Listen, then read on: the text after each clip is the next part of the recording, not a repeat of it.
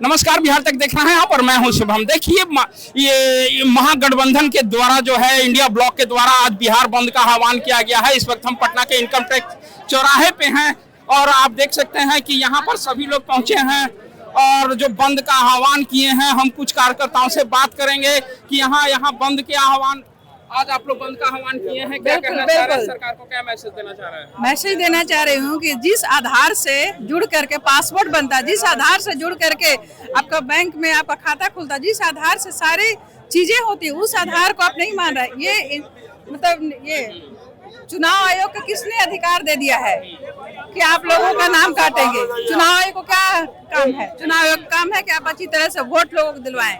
BLO जब जा रहे हैं तो क्या वो नहीं चिन्हित करके देख रहे हैं कि लोग बाहरी हैं, या फिर चुनाव आयोग का काम है जो आदमी मर गया उसका नाम हट जाए, जो आदमी नए लोग हैं उनका नाम जुड़ जाए। लेकिन ये चुनाव आयोग का जो गलत परंपरा चली है कि नहीं, जिसके पास पासपोर्ट होगा, जिसके माता पिता का जन्म, आज से पहले मैं पूछ रही हूँ, आज से 50 साल पहले किनका जन्म होता था हॉस्पिटल में, किनके पास? आज गरीब लोग कितने हॉस्पिटल में जा पाते हैं, क्या पहुंच पाते हैं? अच्छा, अगर सरकार मांग नहीं मानती है तो आप लोग और आगे क्या? बिल्कुल एकदम जनता के लिए, लोकतंत्र के लिए हम लोग लड़ते हैं और लड़ते रहेंगे।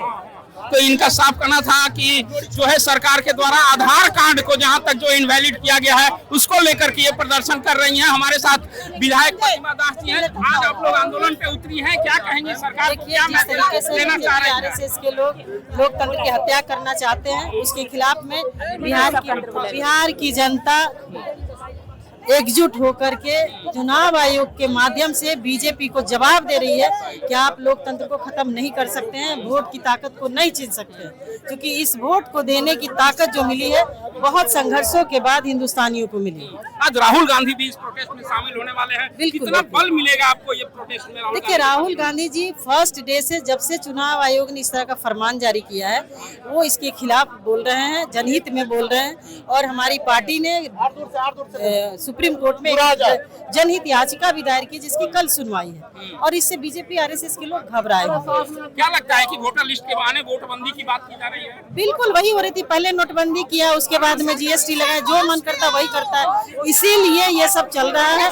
और अब ये सब वोटबंदी नहीं चलेगा क्योंकि जनता की ये ताकत है। लेकिन सरकार तो कह रही है कि इससे आम जनों को फायदा है। कोई फायदा नहीं है, आम जन को बहुत मूर्ख बना लिए बीजेपी और आरएसएस के। 2024 में इसी वोटर लिस्ट से चुनाव हुआ, सरकार बन गई, और अब जब हारने का सीन दिखाई दे रहा है, जब उनको लग रहा है कि यहाँ के वो उनसे दूर हट रहे हैं, तो फिर वो वोटबंदी का एक नाटक कर रहे हैं जो कि नहीं चलेगा। हाँ, लेकिन सत्ता पक्ष के लोग कह रहे हैं कि उन्हें संविधान पे भरोसा नहीं है, इसलिए वो कुछ नहीं बोलेंगे। वो तो संविधान को कुचलने वाले लोग हैं, वो लोग संविधान को खुद ही कुचल रहे हैं। अब जनता समझ गई है, इसलिए देखिए बिहार के हर कोने में लोग रोड जाम किया, चक्का जाम किया, और इस चुनाव आयोग के माध्यम से बीजेपी को जवाब दे रहे हैं। तो ये थे हमारे साथ प्रतिमा दास जी, जिन्होंने बखूबी बताया कि सरकार जो है वोटर लिस्ट पुनरीक्षण के बहाने जो है वोट बंदी करना चाह रही है, और राहुल गांधी जो आज पटना आ रहे हैं और प्रोटेस्ट में शामिल होंगे, इसके लिए भी उन्होंने कहा कि निश्चित रूप से